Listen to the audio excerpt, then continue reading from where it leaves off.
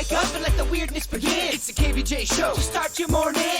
Kevin is the host, and his skin pigment is whiter than Casper the Ghost. Virginia sounds like this. Nickname Vicious Beast, so don't get her pissed. It's Jason, called Suck Spaz, and they love to talk about Bigfoot and stats. So get ready, here we go. You're listening to 97.9 with the KVJ Show. Hey, what is going on? Hello and welcome to the KVJ Show.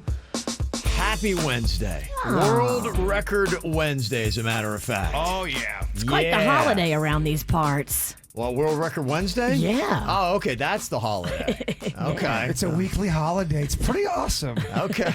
People look forward to this, Kevin. Well, the one good thing about it is on Wednesdays, you know what you're going to wear. So, That is very cozy. It is, yeah. This morning, I was running late. I go, oh my gosh, that's right. World Record Wednesday. Boom, there it is, right in my laundry area. You wear your pizza hoodie when you do world record attempts, and so it's like, hey, it's a no-brainer on Wednesdays. I know what I'm wearing. Boom, one less thought. But I do have to get a new pizza outfit. I used to have two of these. One, I don't know what happened to it. And this one, the crotch is blown out. I know, because you like to sit crisscross applesauce and surprise. I'm curious how that happens because you blow out a lot of crotches. I wear clothes very hard. Very heavy testicles. I don't know the last time I've blown out the crotch of anything, but yet you seem to do it. I know what it is. Almost weekly. I know exactly what the move What is. is Kevin this? has normal testicles.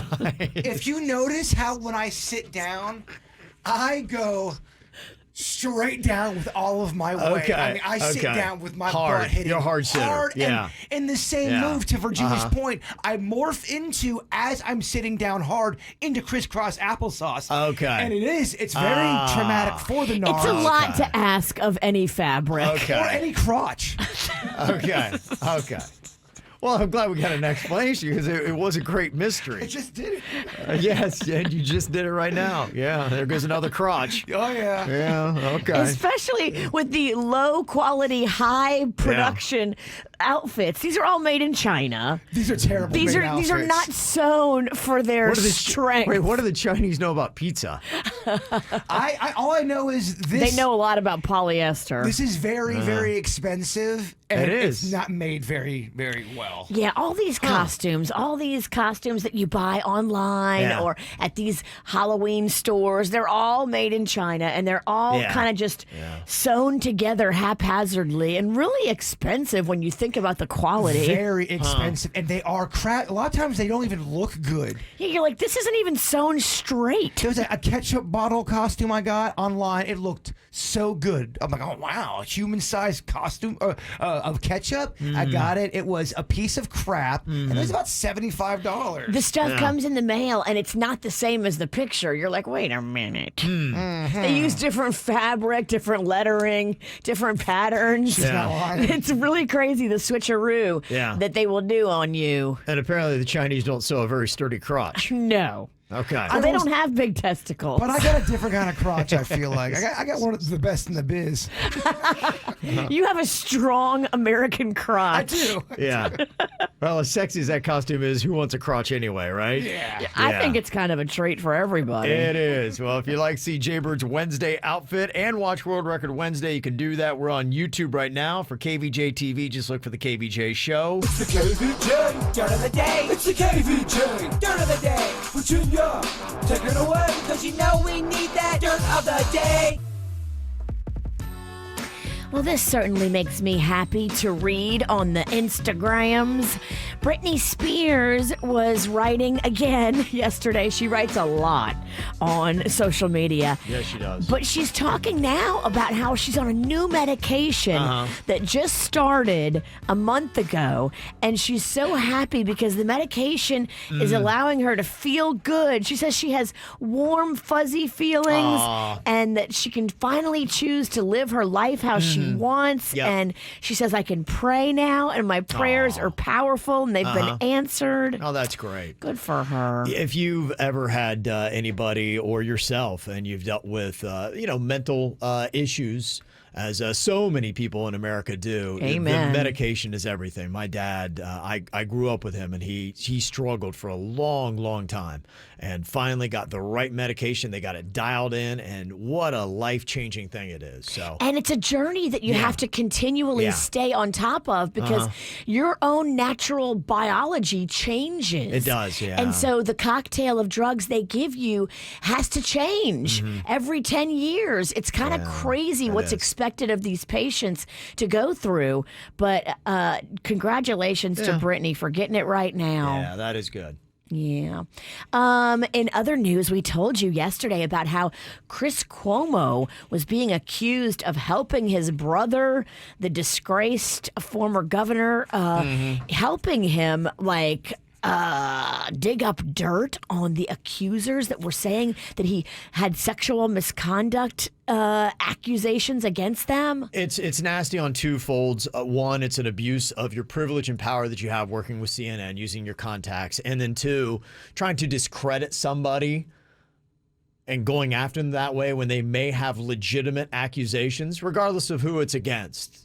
That's just terrible when somebody would try to silence somebody who's been a victim of that. You're also in the media, and now you're help painting the narrative of a story that you should be reporting on. Honestly, it's a major issue, and I made a stand on this yesterday on the show, and CNN I think has made the right move here. Yes, they have done the right thing, and they suspended him. They made the statement that it's indefinitely pending further evaluation, and they gave Anderson Cooper his time slot. So Anderson Cooper had to go for 2 hours last night. Oh, man, they're wearing that guy to death. Instead of one. Yeah. Hopefully they gave Anderson Cooper a little bump in cash. Yeah, I wonder how does that work? Yeah. You have to do an extra hour? Like, they're going to give you more money, I hope. I think he's making $15 an hour.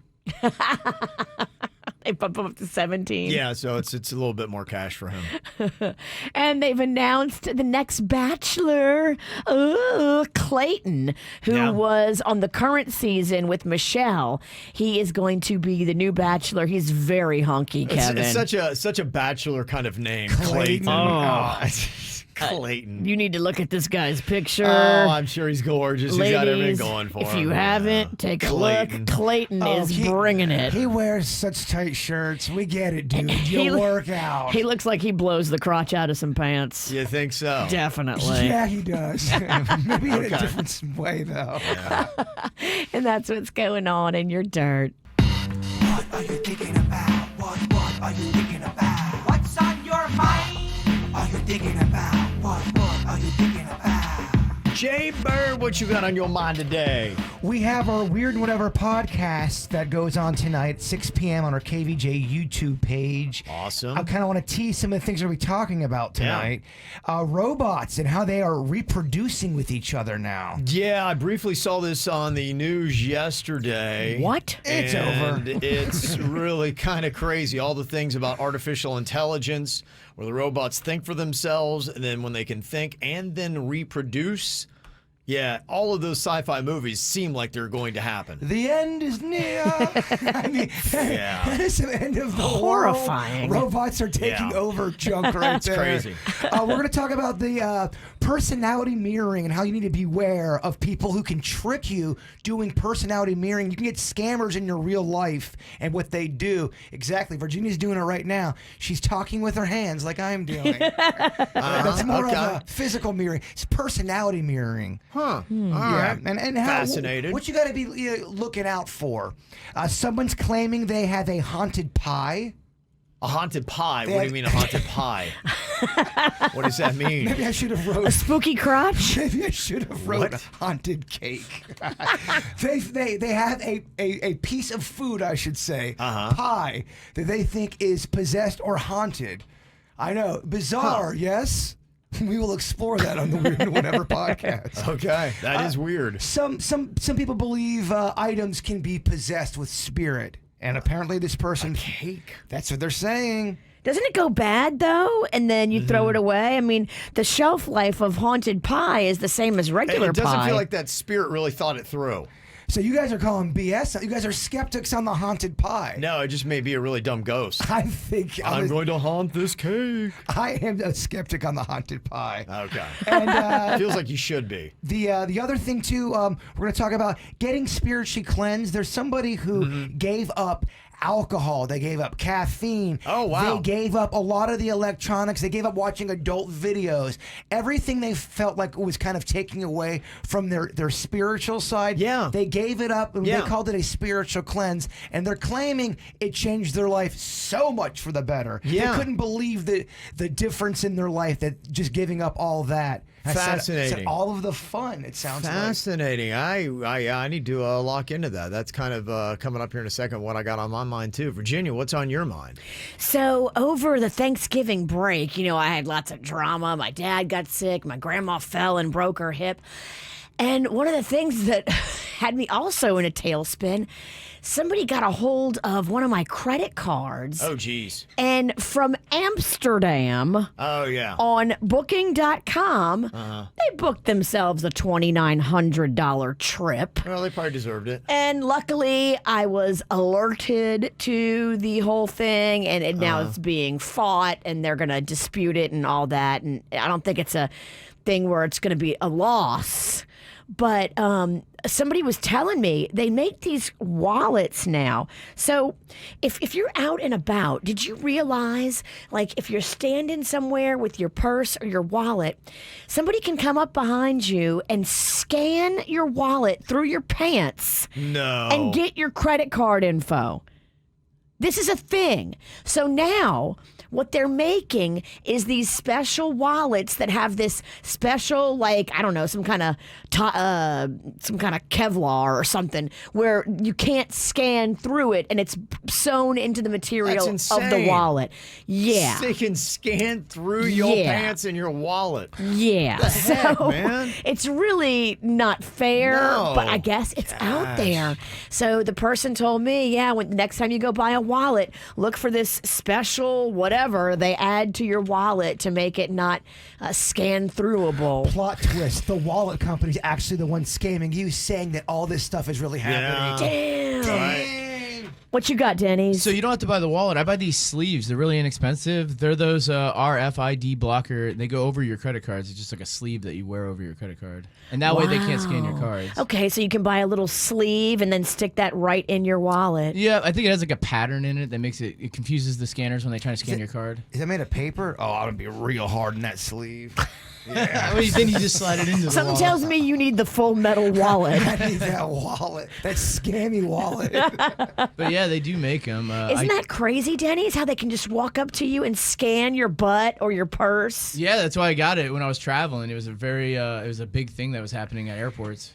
Oh, how many people is this happening to, in your opinion? It's a real thing because the credit card people are the ones that told me about it. Yeah, it's a pretty big thing. I mean, there's just so much credit card fraud constantly. It's one of the ways they get your information. They can't always just ask and trick people online. So now they just go right to the source. The other one you got to watch out for is the fake credit card scanners on the gas stations where they put the fake ones on there. Yeah. It just swipes your information. When you go up to those credit card pumps at the gas station, they say you should always, before you put your card in it, grab it And and wiggle it. shake it real Yes. hard because the ones that are fake will come off. The wobble. But the ones that are in there are screwed in there Yep. and they're the real deal. They're not just some piece put on top of it. Okay. Makes me want to walk around with a sack I mean- of coins instead of paying with the plastic. You got to be high alert all the time now. Everything. Yeah, you're right. If somebody bumps into me in a crowd, do I Jeez. immediately fight them because they're trying to scan my wallet? Every time I bump anyone, I check my pockets just to make sure I didn't get robbed. It's insane, isn't it? It is. So is life. But yeah, you can buy them online. They're really inexpensive. Okay. That's a Okay. good little hint there. Thank you, Denny's. Jaybird, just a second ago, you're talking about your friend that did the digital detox and kind of stepped away from everything, and the spiritual clarity that they got from it was absolutely amazing. Well, today is December 1st, 2021, And I can say that I actually accomplished something that I set out to do on November 1st. Oh. On November 1st, that is the last time I have had a taste of alcohol. What? Wow. Yes. It has gone 1 month, and I have not had one taste of alcohol. And the reason why I did it is because I wanted to know that I could. Because I had gotten to a place where, and I think this often happens with bad habits that we have in our life, is I grew up in a big party school. I grew up in a place where people drink a lot. I'm in a profession where we drink a lot. We grew up in the age of binge drinking. Yeah, we did, too. yeah. I know. Me and you are on that same trajectory. Mm-hmm. It just began with, okay, how many beers can you drink? And we grew up in an area too, because some people, I've been to other places and they don't have the same kind of relationship with alcohol. You're from New Orleans. Right. I'm from Southeastern Ohio, and I still, even when I go back to Buckeye games, I just see how it is a drink all day. You would brag about you could hold your alcohol and you could drink all day. You wanted to be that kind of person. I'm impressed. So I think my mental state with alcohol has always been that. And then it's something that started creeping in because I started using it as a stress reliever. You know, what we do and having to come up with the show every single day. I know it sounds like we don't know what we're doing, but There is a plan. This hot mess, we really try hard believe it at or not, we actually work hard on this mess that we put together every single day. There's actually a prep with like 70 pages on it. Yes. Never claimed it was good, but Yeah. we do work hard. So, yes. Lots of letters, lots of words. We give you an A effort every single day. May not be an A show, but it's an A effort. And that can be very stressful because you don't really have time off. And there's that pressure of not only getting the content, but then, we have ratings that bear down on us. And you can see daily, oh man, that really stunk. And so that was weighing on me. And I found myself going home after work a little bit clanked, and I would have a drink to kind of loosen up and get the creative juices flowing. And it started to become a crutch. And I did come to a place probably over the last year where I'm like, look, I don't want to be that guy that gets hammered anymore. I'll have a couple drinks and whatever. But I'll tell you, even with that mindset, it would get away from me a few times. And I would have too many drinks. And it was just obvious. I noticed that people could tell that I had had too much to drink. You were smiling. Yes, I did, and I had a lot of fun. But there came a place, too, where I wasn't having as much fun drinking. And I just wanted to be able to prove to myself and to my family that, hey, you know what? Do you have a problem? Could you stop drinking today if you wanted to? And so on November 1st, I said, you know what? That's it. I'm going to go at least a month, and I'm not going to touch any kind of alcohol. And I was happy to say I made it, and it's interesting over the last month. Your friend talked about that.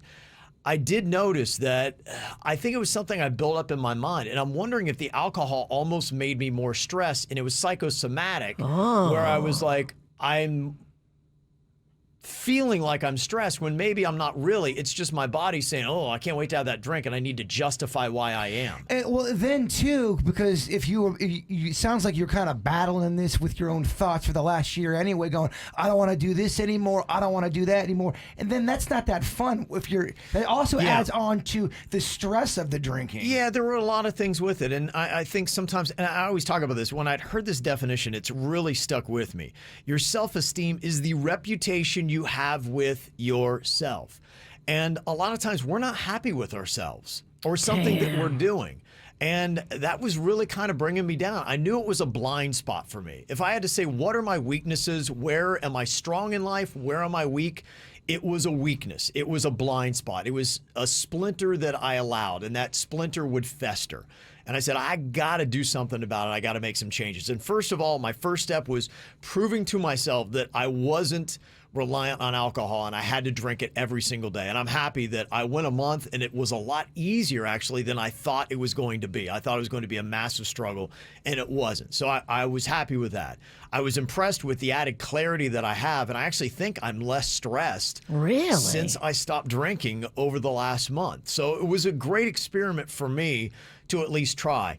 I'm not one of those people that completely believes in absolutes, and I don't know where I go from here. I'm 1 month in. I accomplished what I wanted to do, but I learned a lot about myself and my relationship with alcohol, and I'm going to take it with me to go probably a good bit further. I would have vodka and tequila in the house. I got rid of it.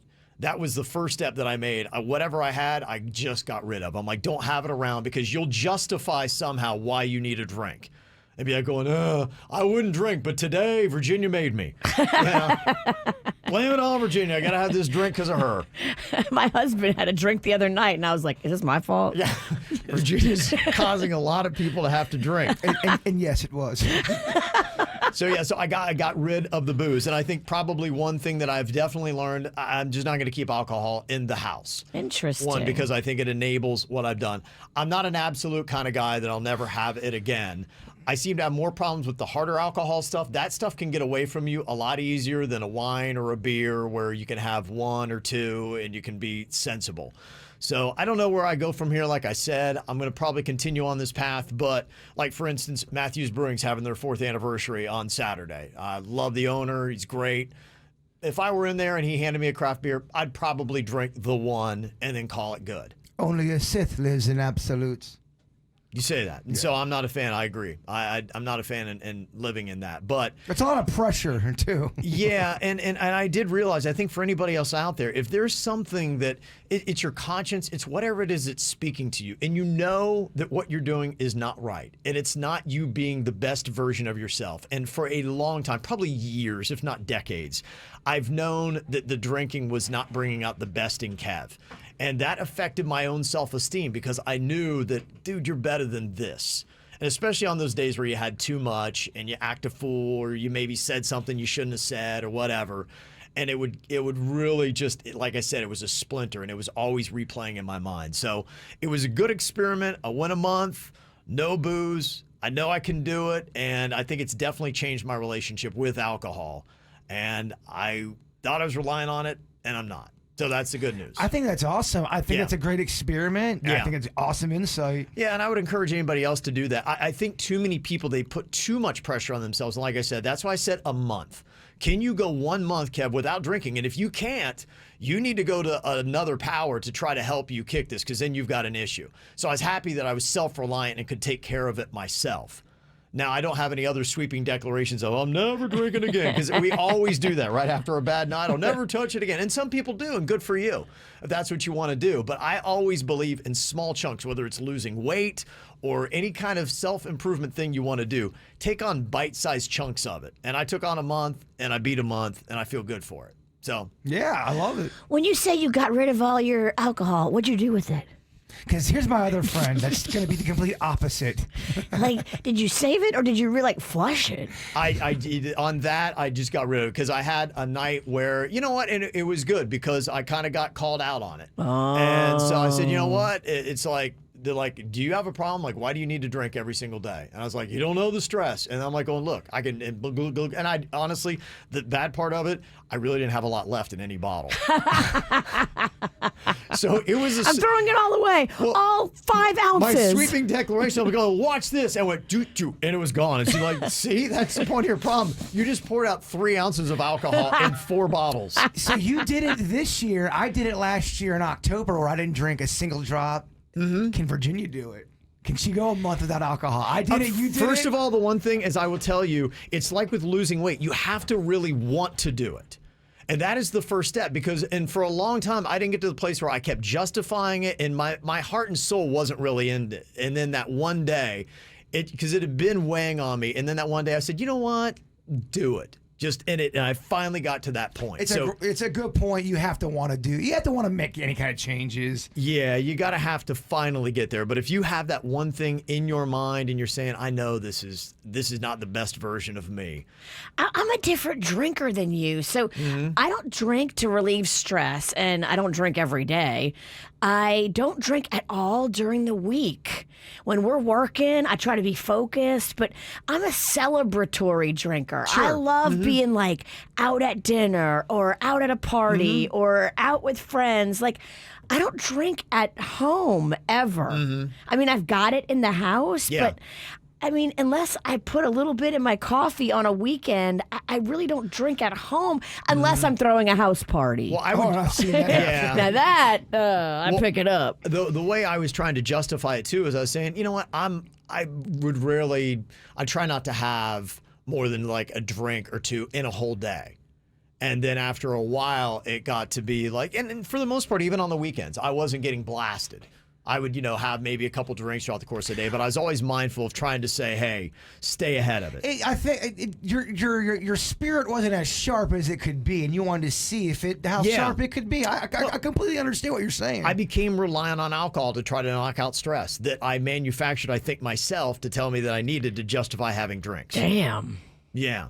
He got deep. That's what I learned about myself. So it was an interesting experiment. So if you ever want to do any kind of like self-improvement, I recommend just take off a month. Try it for a month and don't be too hard on yourself because we are too hard on ourselves. And a lot of times when you fall off that wagon, you're like, forget it. Then you go out and you buy 10 gallons of vodka. You are right. Yeah. So just take little bite-sized snacks of that challenge. Do you like this idea? Florida schools are going to be taking on social media.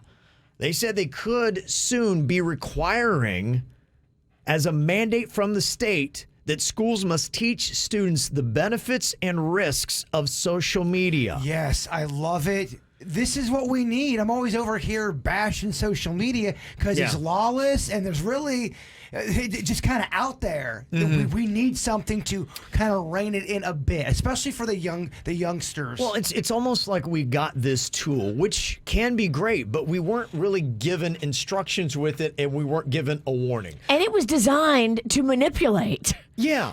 That's how they make their money. It is. And look, I liken it to I come from a gun family and I'm a believer in guns, but I respect and understand guns. And I was trained at a very early age. I was shooting guns when I was a kid. That's just what we do where I'm from. But they are very serious about here's how you pick up a gun. You never point a gun at anybody. This is what you do. Here's how you got to take care of ammunition. Here's how you clean a gun.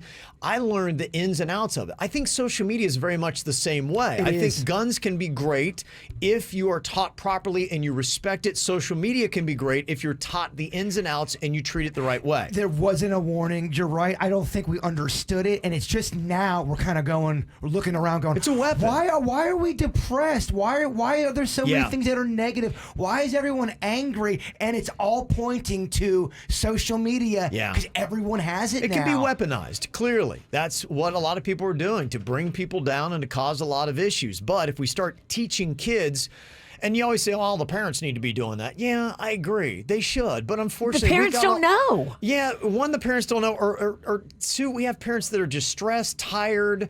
So there's a lot of bad parents, too. I'm sorry. But they just don't take the time to properly teach their kids anything. And social media is not going anywhere. So we have to...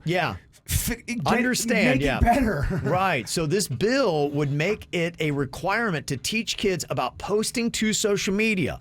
Now, if it's passed, they would establish a curriculum about the dangers of social media, and then it would be developed, and school districts would be required to implement it into existing courses so that you would just have it riding shotgun to everything else you learned and how social media applies to that. It also would define social media in state law for the first time. So it becomes a thing that we recognize, we acknowledge, and we say, hey, look, we need to be more serious about social media and how our kids use it. I think social media is such a problem, and I am so happy to hear that this might happen. I think it's a no-brainer. It's just one of those things where you're like, yes, okay, this is the kind of stuff. Because I don't want to hate social media because there is a lot of fun stuff with it. Yeah. Connecting with people you haven't talked to and putting up videos and all that. And I get you can have negative things up there, but my point is I think it's going to the point where it's so negative, it's unhealthy mentally for everyone across the board. Absolutely, yeah. So I don't know necessarily what they would teach, and hopefully it's things that they're already addressing about respect and about what you say. I think for students as well, you need to have them understand and teach them that here are words that could get you in trouble. Here are videos and photos that you can post that will get you in trouble. And here can be the repercussions of using social media the wrong way. Growing up as a teenager, as a kid, self-esteem's a tough thing. You're trying to figure all that out. Social media can be devastating for self-esteem, especially as you're a kid developing who you are. And they really should teach by example. Like, for instance, I know some kids at Magnolia's school that got into big trouble and multi-week suspension over a TikTok that they did. Right. And they didn't realize when they were doing it that it was going to get them in so much trouble. Yeah. But take that whole scenario and show it to other kids and say, look, here's what they did, here's what they posted, and then here's what happened to them, and here's how they got in trouble from it. Yeah. And say, look, don't make this same mistake that they did, because this is not the kind of content that your school will allow you to post. And this Right. wouldn't be such a big deal, but it's in every aspect of our lives now. It is, and kids are dumb. Kids make dumb mistakes until they figure out, oh wait, I can't do that. But it could be devastating to their Yeah. high school career if they Exactly. get expelled from school. There are some mistakes where it's like, hey, that was a quick little learning lesson. But you're right. The mistakes that you can make on social media can change the course of your life at too early of an age. And I think that's great that Florida schools are going to be stepping in. And it's not only talking about the negative things that you need to be aware of and how to treat it so you don't hurt others or yourself, but social media, there's a lot of benefits. Yeah. People have made money. They've established brands. They've gotten jobs. They've built careers Totally. through social media. And that's all about how to edit video, post photos, words, writing headlines, all these kind of things that are effective that can help you out no matter what you're doing in life. Social media can be a benefit. And if our schools started teaching it this way, you learn the good and the bad of social media so that it doesn't become such a societal problem. People connecting, needing a kidney. They found I know Yeah. cases of people finding and connecting through social media. Yeah. Awesome example of positivity there. Some kids may not even know all the possibilities and the opportunities that they have and how they can be using social media to benefit their lives. Yeah, and it's not just to make it positive, because that's not life. It's just to clean it up a bit, so that there's some regulations a bit. And I know we've always talked about what do you wish you would have been taught in school, because we had a lot of classes that we don't use that information at all on, but there's other things we should have been taught because we could have used it. This seems to be one of those things. Absolutely. Social media in Florida schools, I'm all in. Got some comments about the Florida plan to start teaching social media in schools.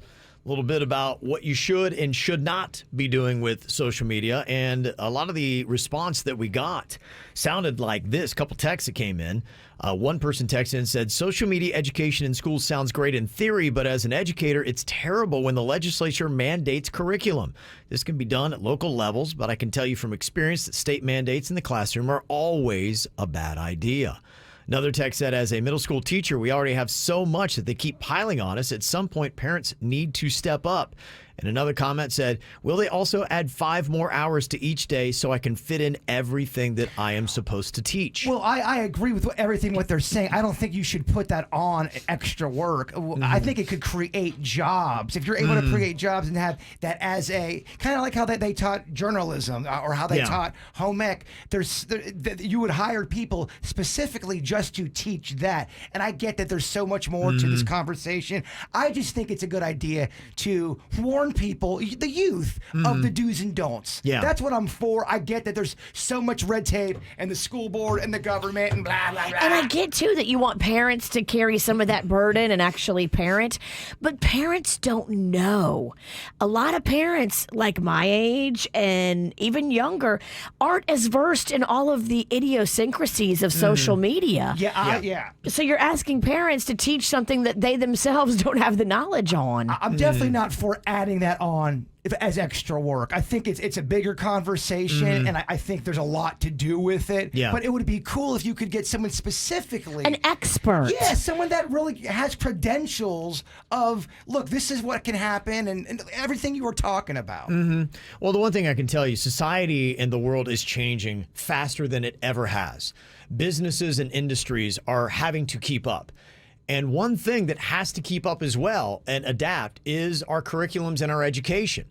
So as the world changes, we need to be teaching our students and kids coming up, hey, this is the world of tomorrow, the world you're going to be living in. And we got to adapt that. We can't be teaching old school stuff that maybe doesn't necessarily apply. I know people get really bent out of shape about cursive, teaching kids writing in cursive. But you got to ask yourself, there's got to be a priority level. What are the things that kids really need to learn for the skills they're going to have in our society? And then at some point, you got to draw a line and say, well, we can't really teach this anymore. And I don't know what that is. And I don't know if cursive is above the line or below the line. Kevin hates cursive. Well, I have cursive in print, so I have my own little thing going on over here. He writes like a serial killer who's leaving a note. Yeah, so I do very much sympathize with teachers. I've said many occasions that they need to be paid better. We need to find ways to get them the resources that they need. My wife is an educator. My mom was an educator. I've been on the front lines of it my entire life, so I sympathize with everything you have to deal with. And I think that needs to change. But I do believe that we need to start incorporating more with social media in schools. And don't make this fall on the teachers that Right. they themselves might Don't not know. overstress them. Don't Yeah. overstress them. Bring in experts. Right. That's their job to stay up on it because social media Yes. changes on the daily. Totally. Yeah. Got some celebrity birthdays today. Got to say happy birthday to Tyler Joseph. You may not know the name, but he is one of the two guys in 21 Pilots. Turns 33 years old today. He's from my stomping grounds, Columbus, Ohio. Big old Buckeye fan, just like me. And 21 Pilots, if you don't know, they're going to be playing live on Fort Lauderdale Beach on Saturday. Oh. So there you go. So happy birthday to Tyler Joseph from 21 Pilots. Janelle Monáe is turning 36 today. She's a great singer and actress. Also, Sarah Silverman's 51 and Bette Midler turns 76 today. Also, a birthday shout out to Joan from Your Loving Children, Zach, Ben, JoJo, and Jamie Lee. Love you very much. Zach had sent that in. If you want to know the kid that you want to love the most. If you got a birthday you want to get on the KVJ Show, mail at kvjshow.com, mail at kvjshow.com. Ever have a TV show that you love, but you just hate one of the characters that are in it? Sometimes they're in there for a reason. You're supposed to hate them, but then sometimes you're like, gosh, like that character did not benefit the show at all. Either they weren't funny or they were just annoying and not for the right reasons. I've seen that happen many times, and BuzzFeed put together a list of the main characters in TV classics that sucked. They got a couple from The Office. Do you agree with this, Jay-Bird? They said both Michael Scott and Jim Halpert. I mean, they're out of their minds. Michael Scott, in my opinion, is one of the best characters of all time in TV. Michael Scott was not the worst. He made that show. In fact, when he left, the show, in my opinion, went down. Jim Halpert was beloved by the fans. He wasn't my favorite, but he's not the worst. Yeah, I feel like this BuzzFeed list is mainly off more than it is on. Some of the other ones that they mentioned was Jon Snow from Game of Thrones.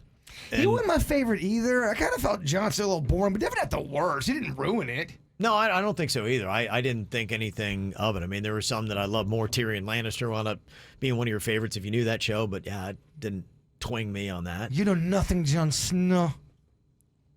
Hello, guys. This thing on?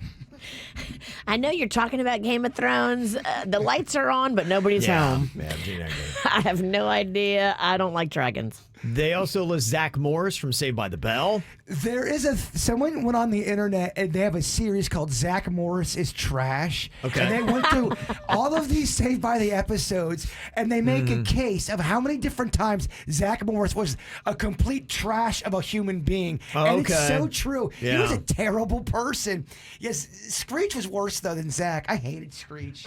Screech brought the show down. He's kind of one of those people that, I would agree if you had to have one. I didn't watch that show religiously, but I knew of him. It's one of those shows that definitely does not stand the test of time. And I know they always act like Screech is the one everyone was, all the fans loved. I could not stand Screech. Yeah, I didn't get that either.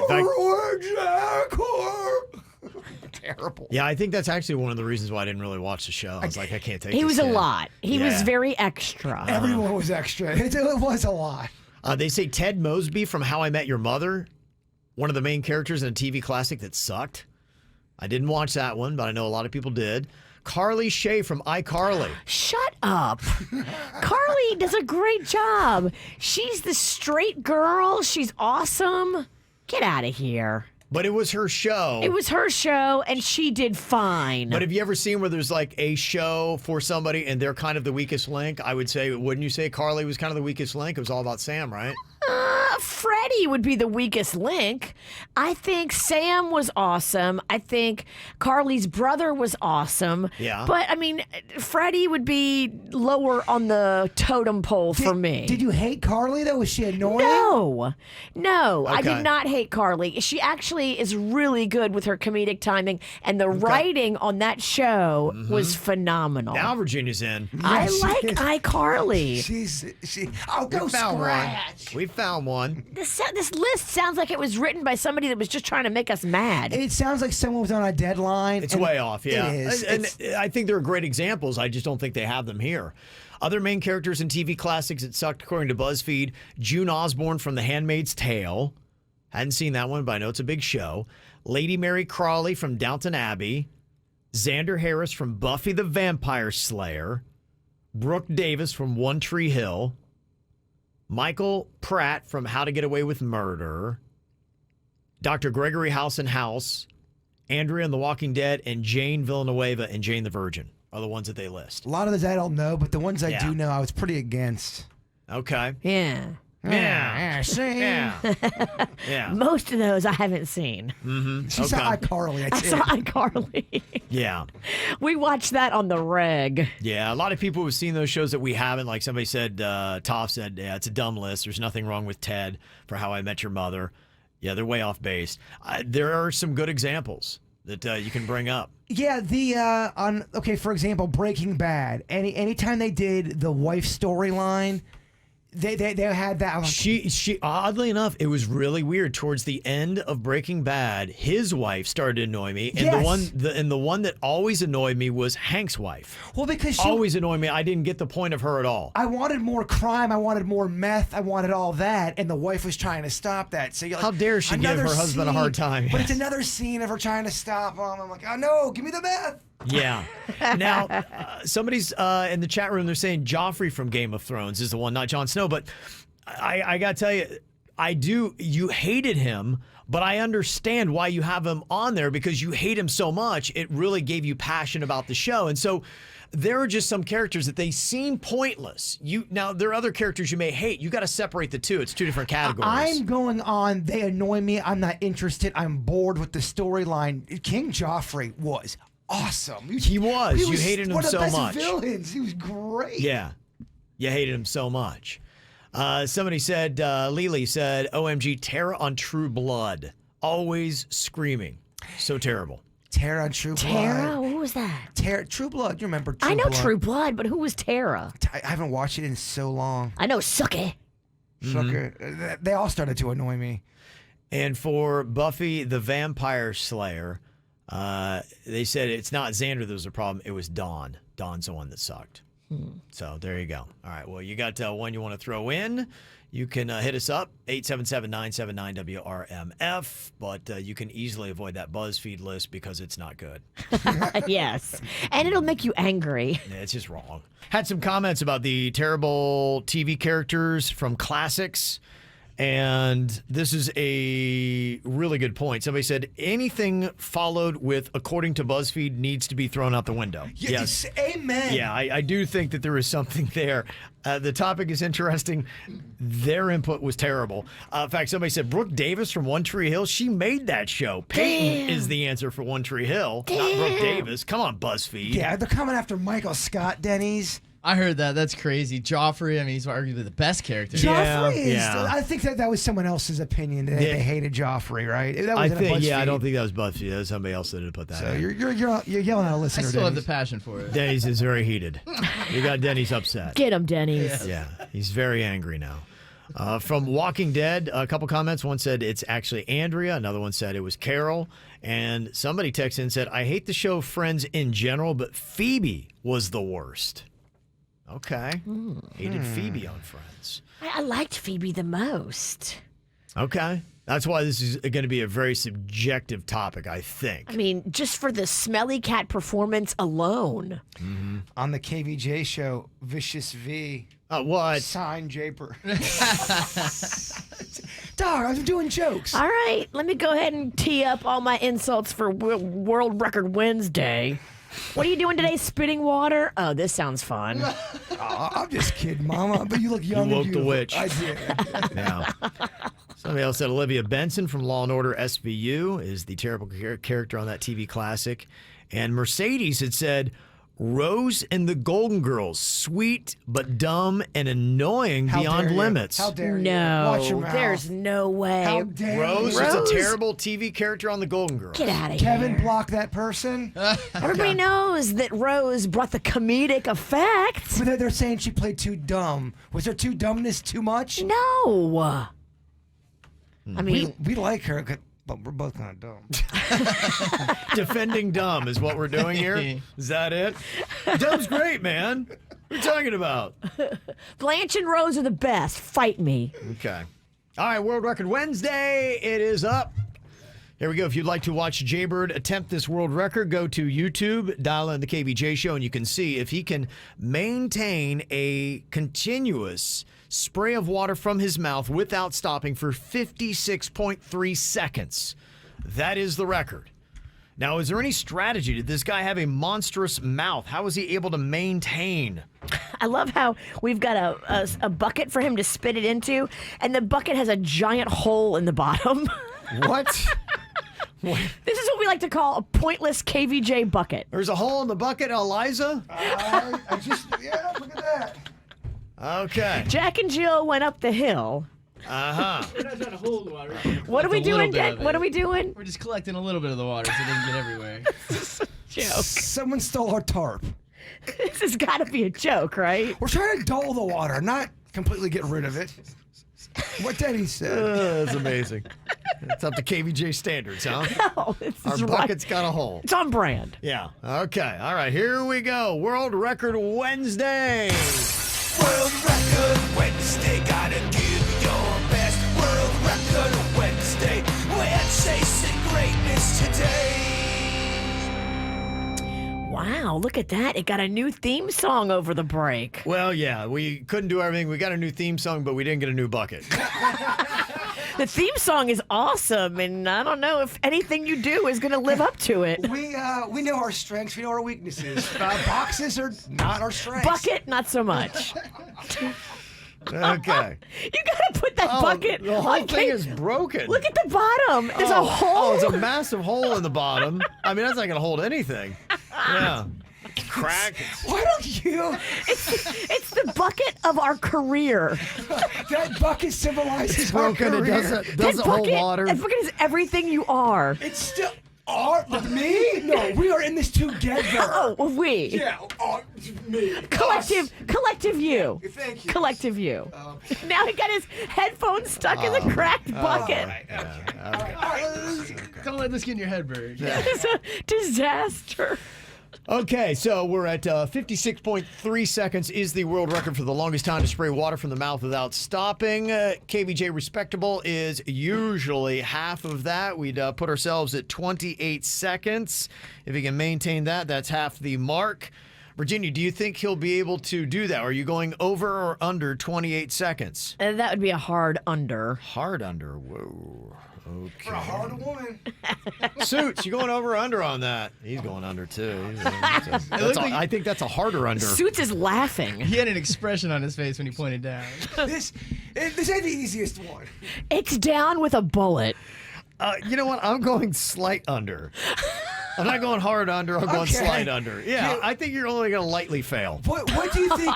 How long do you think I go? That's more of the question I want to know. I think that you're realistically going to go 19 to 21 seconds. As soon as it stops, it's over. I know, yeah.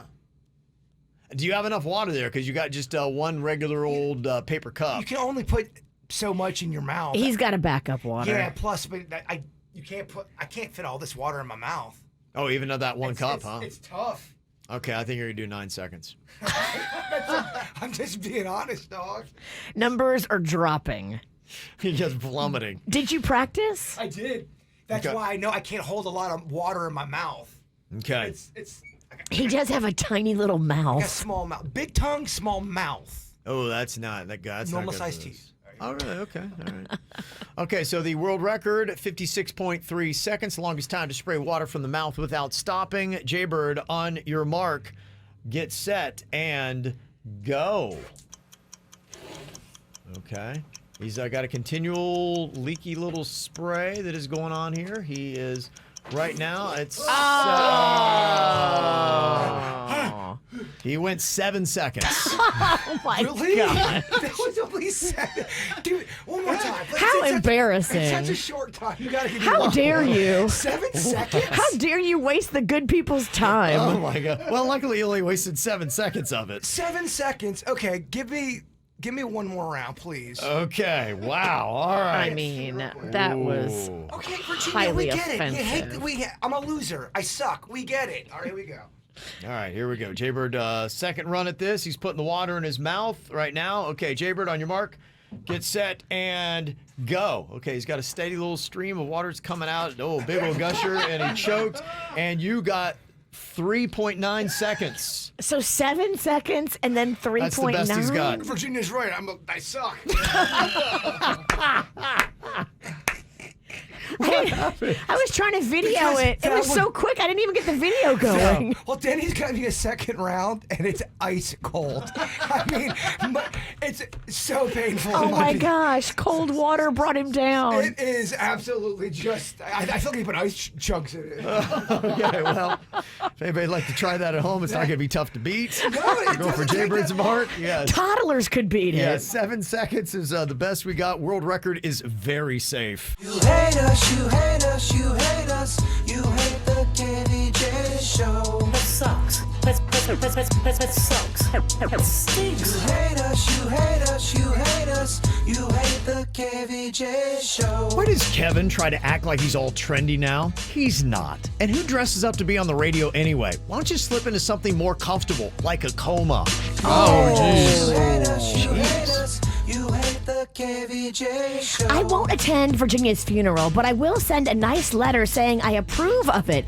She also looks like a raven perched on her face. Kevin, get some balls and fire her. You hate us, you hate the KVJ Show. When Jaybird takes off his shirt, he looks like a beach ball with arms and legs. And why does he always look like 5 days of unwashed laziness? He looks cracked out. Oh. You hate us, you hate the KVJ Show. Denny's has the personality and looks of a wet towel. And why does Kevin keep doing joke jury? It sucks. I'm not saying I hate Denny's, but if he got hit by a bus, I'd be driving it. Oh my God. What? You hate the KVJ Show. That sucks. All right, makeup or breakup here. That is the question. If you're kind of on the edge of a relationship thinking that maybe you need to get out of it, maybe you're right. We'll give you a ruling on it. Got several emails here, including one that said, he won't ask my dad's permission to marry me. The email says, my fiance and I have discussed marriage, and I told him that before he does propose that he should ask my dad's permission to marry me first. My dad is really old-fashioned, and I know that he would be offended if my boyfriend didn't ask his permission first. My boyfriend said, that's a terrible idea. I'm not doing that. It's outdated, it's sexist, and it's demeaning to him and me. I said, yeah, well, I don't think he's going to see it that way. And if you don't ask my dad, I don't think he's ever going to really kind of look past it. He said that if my dad can't accept him the way that he is, then it's my dad's problem and not his. My dad is big on respect, and I want him to like my boyfriend. I know this would drive a permanent wedge between them if he didn't. My dad has been amazing, and we are very close. So I ended it with my boyfriend by telling him, well, you know what? If you're not going to ask, then don't propose. And he's like, fine. And we just left it at that. Well, some time has now passed, and I'm still troubled by our standoff, and I feel like I need to break the stalemate somehow. No. Do I need to give up my dream of marriage or just find a guy that will do it the right way?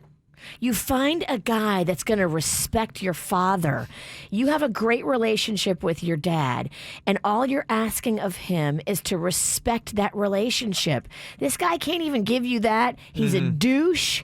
You are not missing out on anything. That guy's annoying. He's the kind of guy that complains that there's women's night. Oh, there's women's night. Where's men's night? Yeah. He's just, he ain't doing it right. He's not doing it right. And you don't just marry a girl.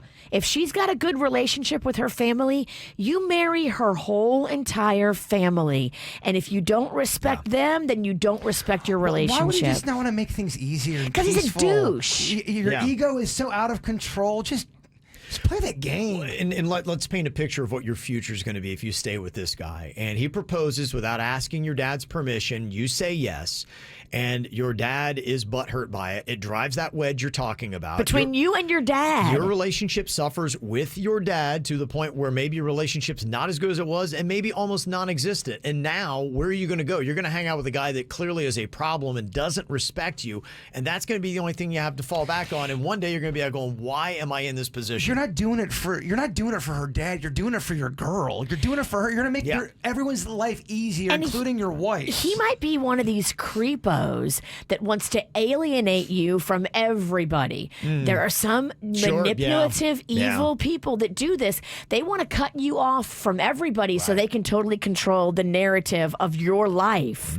And your dad's been there since the jump. Yeah. You don't alienate your dad. No, don't do it. I say it's breakup. Sounds like everybody's there with me. Yes. So breakup. I hate this guy. I want to fight him. It was breakup as soon as you said we're doing makeup or breakup. What about this one? This is an email. It says, makeup or breakup. She served me roadkill. In some parts of this country, that's love. Okay, the email says, I grew up in Miami, but I came to FAU for college, and I've lived in Boca ever since. Now I am dating a girl that is from a different life that is taking some adjustment for me. She is from unincorporated Palm Beach County, far from any other home. She grew up hunting and fishing and is a true country girl. She's also one hell of a cook. Now, I grew up on traditional Cuban cuisine, so it's been cool trying all the new things she's throwing at me. The meal she made me on Saturday was some sort of stew. It was delicious, but I had questions, and now I wish I hadn't. I was curious what the meat was in the stew. Oh, she said, it's deer. I said, okay. I asked her if it was something that she had hunted herself. She said that actually it was something her neighbor had found off the side of his dirt road. Apparently someone had hit it with their car, and the neighbor found it, harvested the meat, and then started handing it out to friends and neighbors. Basically, my girlfriend served me roadkill stew. I was not happy, and I have been worried that I would get horribly sick. Thankfully, I did not. But now I'm just wondering if we are too different for one another. I mean, does everyone from the country eat roadkill? What other surprises do I have in store for me? Can a Cuban city boy make it with a roadkill cooking country girl? Absolutely, you can. Yeah. You just have to understand this is her way. This is the way she was raised. It's not weird to her. Maybe just tell her, hey, in the future, I need you to disclose how you came about any kind of proteins that you're sharing with me. I need a full rundown of the proteins, how you got them. Did you get them at the grocery or did you get them on the side of the road? And you just let her know that roadkill might not be your favorite. Okay. That's too soft. Yeah, but this is how a lot of people eat. A lot of people eat fresh roadkill. I know. Well, that's what I wouldn't. Do we know it was fresh, though? Well, if it was recently hit, there's no issue. I told you all about the baseball trip I was on. A bus hit a deer, and the coach made us look for the deer because he's going to go home and cook it. This is a thing. People do this. I just think he might be too soft for her. She's country. They both have to establish some boundaries. She needs to tell him that she wants to cook with roadkill, and he said, fine, you can. Just tell me before I eat it. I do agree. If you're going to eat roadkill, you need to tell people, hey, this got hit by a car. You're about to eat roadkill deer. That should be up front. Any kind of weird meat should be disclosed. For many years, my mom cooked menudo, the Mexican soup, and she never told me and my sister that there was tongue meat in it. That should have been disclosed. You got to tell people. I think you got to tell them if you're eating stew, you can't just give them stew because they're going to think it's beef stew. If it's tongue stew, let them know it's tongue. Give us the skinny on the stew. The texts are coming in from Okeechobee. Somebody said, that's free meat. What a jerk for not appreciating the delicious venison. Lord gave you free meat. That's a godsend. Yeah, so, people are saying that's not a big deal. That's your only problem. You're just in for an adventure. It's kind of fun. I mean, it's, hey, like me, like a country boy. If I had a Cuban girl, it'd be adventurous because you're right. Even in the Latin cuisine, you're going to get a lot of interesting things as well. Look at it as, oh, wow, I get to expand my horizons and learn about stuff that I wouldn't have learned about. Mm-hmm. All right, what about this? Makeup or breakup? He told me it's him or the smokes. I've been with this amazing guy for the last 2 months. He's handsome, funny, has great character, and is really good for me. In fact, maybe he's too good for me. He's trying to be a good influence on me, and he's told me that I either need to quit smoking or he's going to quit me. Look, I know that I need to stop smoking, but my plan has always been to quit for good when I one day get pregnant. I get what he's trying to do, but I don't like ultimatums. Sure, I'd love to quit, but my job is really stressful, and I know I go crazy if I quit smoking. I make a ton of money in my job, and I don't see myself making this kind of cash anywhere else. So if I can't quit my job that makes me smoke, I guess I have to quit him, right? Okay. What do you think about that? I mean, I just think she has bad judgment. I just think that he's trying to do you a favor, girl, and you can't even see that he's trying to help you live longer, live less stinky breathed. But I also think, too, I'm not a big fan of telling adults what they can and cannot do. And if you knew she was a smoker going in, and now all of a sudden, look, smoking cigarettes is gross to me, too. I could not be with the smoker if the breath is bad and all that, especially if they're not taking care of it. But I'm also not going to tell you to smoke if, that's how we got down in the beginning. Think of this as the universe sending you a gift of helping you to stop smoking. If this man is that great, don't let him go over smoking. You need to let the ciggies go. Okay, Panda comes to you and says, Virginia, I just think your drinking's out of control. You need to quit drinking or I'm out of here. Bye. By alcohol or by Panda? Bye, Panda. Wow. It's always different if it's you. Just a little extra perspective, too. Somebody texted in and said, this bee doesn't think pregnancy is stressful. You need to quit before then. Because what are you going to do? Justify when you're stressed out from your pregnancy that you still need to smoke? Yeah, this guy is helping you. Maybe he was sent to help you. Smoking, I mean, we all know smoking is gross. You can't, but nobody smokes anymore. Again, though, you can't be over here saying one thing. You'll still keep drinking, but the smoking's bad. But the people, if you're dating somebody and they're a smoker and you're 4 months in going, well, you know what? You got to quit smoking or quit me. Well, you knew they were a smoker going into it. Yeah. I get it. Smoking is grosser than drinking. I'm not defending smoking. I'm defending. What the hell? Why am I arguing with the witch? Most of the texts coming in are saying you will likely, if you really like this guy, will look back on this and regret it. Yeah. That you didn't do it. People are talking about how it happened to them and their relationships, and they said, I never thought I could quit. I did it for him. And I'm so much happier that I did. And look, I don't know what it is, but my brain is wired away now. If the second I take a whiff of cigarette smoke, I get nauseous. I could not be with anyone that smoked. I would just have to say, look, unfortunately, I can't be with a smoker. That's your body telling you, get away from that. Yeah. That is bad for you. Right. So I would really try to, if you can't take it on yourself, to quit if you like this guy. But, yeah, I don't know. Okay.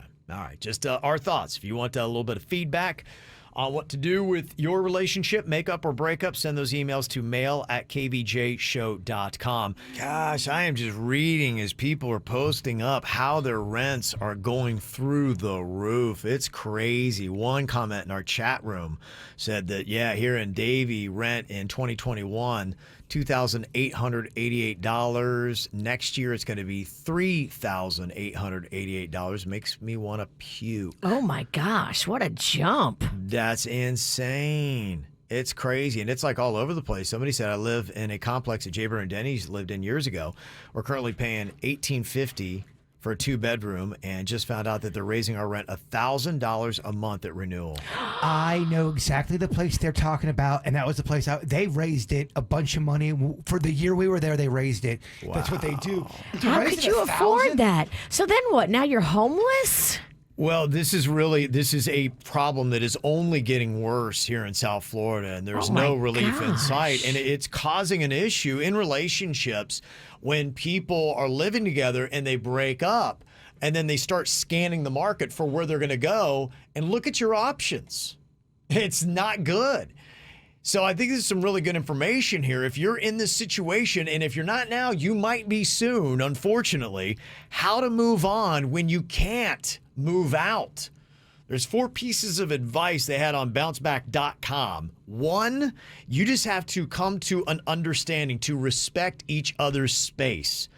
Consider who will sleep where and perhaps arrange your schedules so that the two of you don't end up spending lots of time in the apartment together. 2, don't date yet. Resist the urge to run out and prove that you've moved on. If you do decide to date, don't bring the new lover home.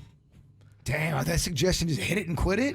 That could be horrible if you bring them home. Yeah, it's only going to make things worse. Or go to their pad. Point 3, consider temporary options. Give some serious thought to crashing with friends or family while the two of you figure out the next move. And 4, key is to communicate. Try to remain open and honest throughout this time of transition. Make sure you are processing your feelings with friends, family, or a counselor to do the right thing. But it's got to be communication, respect, and boundaries is the only way you can do it. But it's really tough to flip the switch from being, hey, we're in a relationship and partners, to now we're just roommates. So those are the things to do with it. So, and wow. It's not getting better anytime soon either. No, it's not. The housing bubble, it's just crazy. It is. It's insane. And it's going to be interesting to see how many of our friends are going to just be like, sorry, man, peace out. I got to leave. I like the idea of asking around, though, and seeing if any of your friends have a room to rent. Move in with a friend and do that instead of the huge nut that it would be to move into your own place. Yeah. Oh, my gosh. No, absolutely. So, and, I keep talking to people and they're saying, man, it's only going to get worse because they're really transitioning a lot of South Florida to attract people who are leaving New York, and there's a lot of money. There always has been, but more than ever, the pandemic and everything and the shutdowns in New York City is driving a lot of big money hedge fund type people out. And they're revamping West Palm Beach, especially with a lot of new high rises. And the plan is to make this really a rich person's playground. And unfortunately, for regular people like us, that just means all the other prices are going to raise. And I found this to be kind of ironic, too, because one of the people really behind this is Stephen Ross. He's the owner of the Dolphins. He's the billionaire New York City developer, and he's, the owner of, he's got a whole development firm, and that's what they do. In fact, related, they do a lot of the stuff with what's happening at what was City Place, now Rosemary Square. And so a lot of that stuff and the properties he's going to put up, they're trying to get people that have money to buy into that stuff. And then ironically, I just saw his wife file for divorce today. So, so he's in this situation. So I'm sure you don't have 18 homes, but I'm sure he's going to be okay. That's actually the first thing to do is, just get more money so that you can afford a place. He's probably going to have to kiss half of his money goodbye, but luckily the half he's left with will be just fine. He'll be all right. All right, got to get our Gen Z player on here, age 18 to 25 for the Battle of the Generations. Both of our players today, the Gen Z and the Millennial, are going to be walking away with tickets to the Sports Illustrated Awards going down on Tuesday at the Seminole Hard Rock Hotel and Casino. It's going to be a really cool event, star-studded, hosted by DJ Khaled and Carrie Champion. The show's also going to be featuring Dan Marino, Shaquille O'Neal, Rob Gronkowski, Juju Smith-Schuster from the Pittsburgh Steelers, Tyler Hero from the Miami Heat, and Logan Paul, all going to be out there. And 2 Chainz and DJ Irie are performing. I'm hearing rumors that you're going to have the Gronk and the Bronk out there. Is that possible? I'm not positive. I do. They've offered me tickets. It is going to be a late event on a Tuesday night. And Tuesday the what? It is the 7th. Yeah, you'd have to take off Wednesday the 8th. You're not going. Yeah. It would be tough. I would love to go. Oddly enough, I'm a big fan of Carrie Champion, too. She's absolutely gorgeous. She was great on ESPN SportsCenter. She does her own freelance stuff now. But yeah, I mean, how cool would that be? We need the photo of you and the Gronk and the Bronk, but we just can't take it on a Tuesday. Well, and I also got a feeling, too, my seat's probably going to be by the toilet. Like, I'm going to be all the way in the back. I mean, like, I think that might be Shaq. I can't tell. You have to work as an usher. Yeah, usher. So we'll see. All right, so jump on, and that is the ticket that you're going to get for that. I did see something else, a breakdown of the generations. Jaybird, you might want to pay attention. Because apparently, how important you think it is that your man is packing depends upon what generation you are in. Yep. It's old school thinking, Virginia. We've evolved. Actually, it's the other way around. Damn. Yeah. Oh, the new kids think that you need a big dong. Yeah. They asked if penis size is important when it comes to sexual pleasure. 85% of Gen Z said yes, it is.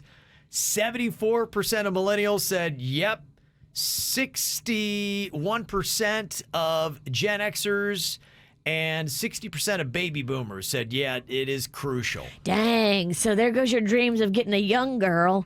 You got to get an old girl. Old girls don't care. They're like, whatever you got, man. You got to get a baby boomer, which is the age of our parents.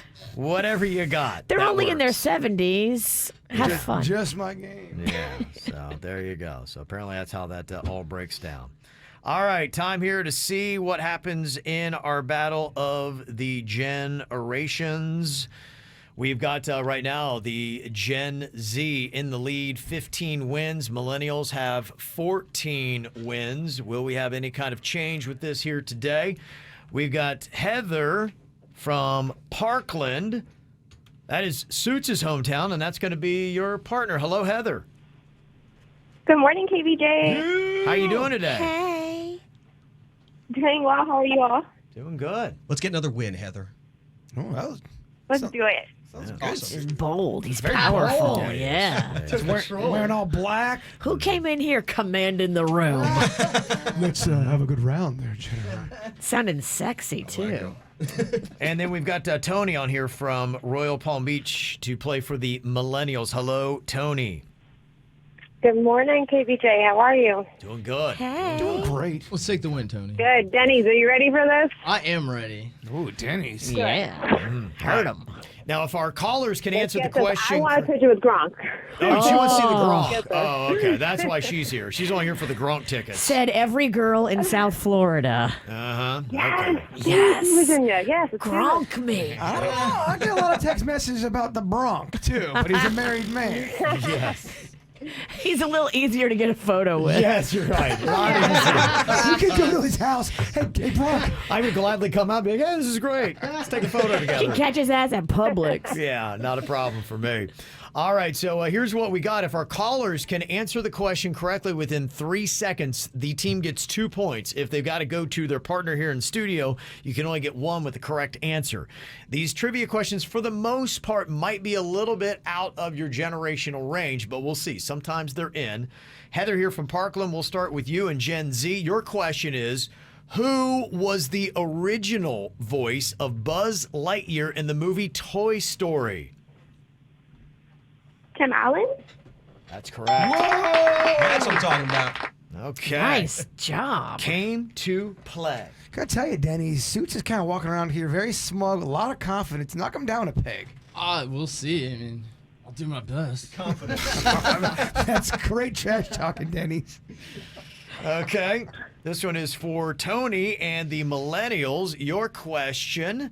What movie did Ben Affleck and Jennifer Lopez make before Jersey Girl? Was that Jiggly or Geely, whatever you pronounce it, Jiggly. Jiggly. With Jennifer Lopez, it could be Jiggly. We'll accept Jiggly. Jiggly. Jiggly ain't always who really bad. remembers the name of that movie? How Nobody. many people watched it? Nobody watched Thank it. you. I don't even think Ben Affleck watched Did we it. get the point? Did we get the point, Denny? You get it, all 2. Okay, it's tied up. Perfect. All right, 2 apiece here. Back to our Gen Z player, Heather. Your question. will.i.am is a member of what group? Black Eyed Peas. Oh, Jason's favorite band. we got that Berg's boom, favorite. boom. We got that boom, boom. Okay. All right, so the Gen Z still knows the Black Eyed Peas. Always interesting to see what each generation knows when we ask these questions. Okay, what about this for Tony? Your question. What Queen song does Vanilla Ice's Ice Ice Baby sample? Passes to Denny's. Okay, going to Come on, Denny's. Denny's. Denny's to save a point. Under pressure? Under pressure. People on the streets. We're gonna go with Jay Bernie. Okay, you got it. All right, thank you very much there. Okay, we've got right now Gen Z in the lead, 4-3 over the millennials in the battle of the generations. Our next question here for you, Heather. All right. What is the longest running television series in history? The Price is Right. Price is Right is a good guess. The price is wrong. Yeah, okay. They don't count that as it. That is a solid guess. It's a though. great guess. Yeah, Suits, do you have any idea? I'm going to just throw out The Simpsons. You're correct. Oh, it is. Yeah, it is The Simpsons. Yeah, but that's a good point, though, that Heather brings up. I wonder what the clarification is on that. I think it has to be scripted for those. Like, they don't Is that what it consider is? game shows and reality shows. Because I've seen that list, too, sometimes, and it's weird that The Simpsons is on there, because other shows have been on longer. Oh, you're right. Reality shows are definitely not scripted, Suits. I meant singing shows, really. All right, Interesting. Because, I mean, technically, then, if The Price is Right has been on longer than The Simpsons, we should give her the point. Well, isn't there a soap opera that's been on since the beginning of time, Yeah, too? that's a good point. Yeah, some of the soap operas. That's odd that that's it. Yeah, I don't love it, but I'll go ahead and grant the point there. I think that's correct there, yeah. Yeah. I've read that multiple times. Yeah, I have, too. I don't know what the clarification is, but all right. So we got Gen Z now with 5 points. Tony, you need to get this one on your own to stay in the game. Okay. All right. Here's your question, Tony. Battle of the Generations for the millennials. What sketch comedy series did Jim Carrey get his start in 1990? I can't say it. I had it on the tip of my tongue. Denny's, nope. do you know that? It's in living color. It is. Living color. It's just not enough, though, is it? Thank you. It's just not enough. The Gen Zs just edge out Great the job, win Heather. today. Oh. Wow. Tough fought My round. fiance is going to be so disappointed that we're not going to see Gronk. You are going to see Gronk. I'm going to give you tickets anyway. Honky tonk or gronk or gronk. Yeah, I'm going to hook everybody up. I know Everybody there's a walks reason away I winners. love you guys. Yeah, everybody walks away winners. Don't worry about it. Heather, you're going. Heather gets the bragging rights, though. And if you ever see Tony on the streets, Of course. do some smack talking, okay, Heather? And make sure when you see the Gronk, let them know about the Thank you. Bronx. Yeah. Let people know about the Bronx. I want to get that back Hey, to Gronk, the you Bronx. were at the Bronx? Yes, we need to What? start that.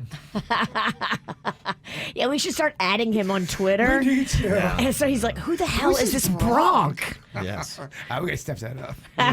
So one day when he does see me, he'll really want to kick my ass. That's a great story. Oh, yeah. If the Gronk even just roughs you up a little bit, that's a video. We go viral. Dreams fulfilled. I just don't know if I come back from that, Virginia. It's kind of boring if you just get a picture with the Gronk. Like, oh, but if the Gronk beat the Bronx ass, that's amazing. Yeah, okay, that is pretty good. The Hanukkah song was first performed on Saturday Night Live's Weekend Update on December 3rd, 1994. Suits was just a twinkling in his papa's eye at that time. Yeah, I'm November 95, so that just goes to show you. Oh, yeah. Okay. You're late 95. Real late. So you can tell from that song they dropped a lot of pop culture references that were big or you would know in 1994 for the most part. And I even remember because I'm a college-age student at that time. And some of the references, even for me, I'm like, okay, I think I know what that is. So that was something maybe my dad was into. Shout out, I didn't know that one. Yeah, that was tough. So I just want to do a quick little quiz here for Suits. I'm going to throw a name from the Hanukkah song at you. Tell me why they were famous. Maybe like what they did or why they would be mentioned in the Hanukkah song. I'm just kind of curious how many you can get. David Lee Roth. He's a musician, right? Okay. What band is he in? It's a rock band. It is. For the point. I'm going to say ACDC. No, it's not ACDC. ACDC. I couldn't think of any other bands. He's falling. I'm sorry, Rain Man. That's not right. Yeah, definitely. I see Kevin on that buzzer. I'm like, I got to say something quick now. Definitely ACDC. It's not ACDC. It's ACDC. Yeah. Kevin's tuning out of what I'm saying. Okay. That's a tough one. How about James Caan? James Caan mentioned in the Hanukkah song. James Caan. Famous for... I've never even heard that name. Okay. Actor. He's an actor, He yes. is an actor. What's he been in, though? Oh, Khan, isn't that like a Star Trek? Wrath of Khan. Khan. Wrath of Khan. Khan. Yes, you are right. You could put him in Elf. He was the dad in Elf. Oh, I didn't know that. And also famous for The Godfather. Oh, okay. Sonny Corleone. Okay, how about this? Kirk Douglas. He's also an actor, right? Yep. Okay, Yep. okay. You're getting there. Either name maybe a connection that he has or a movie he was in. Any idea?